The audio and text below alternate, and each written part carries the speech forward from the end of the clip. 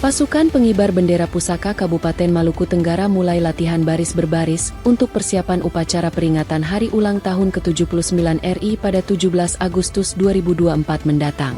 Pelatihan dipusatkan di Lapangan Upacara Kantor Bupati Malra, Jalan Abraham Koidabon.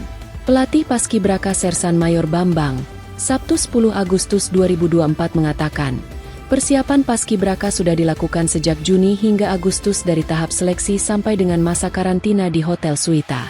Ia mengatakan, selama pemusatan latihan dan masa karantina, calon Paskibraka akan dilatih dan dibina untuk meningkatkan kemampuan mereka dalam baris berbaris. Dijelaskannya, untuk tahun ini tidak ada pelatihan dengan Paskibraka 2023, hanya ada perwakilan yang mendampingi proses latihan dari Purna Paskibraka Malra. Sekitar tanggal 15 Agustus nanti, Paskibraka tahun 2024 akan memasuki pemusatan latihan untuk dilakukan kekompakan dalam segala formasi yang dibutuhkan pada saat upacara peringatan HUT RI.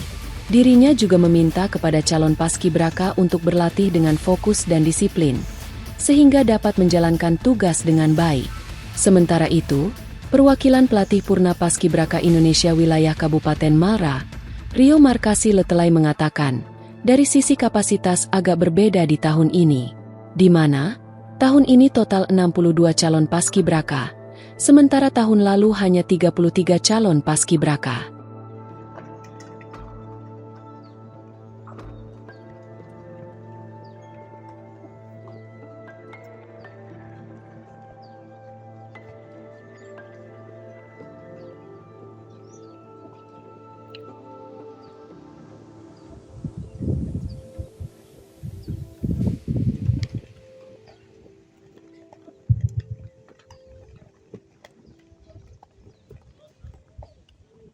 Download Tribun X sekarang, menghadirkan lokal menjadi Indonesia.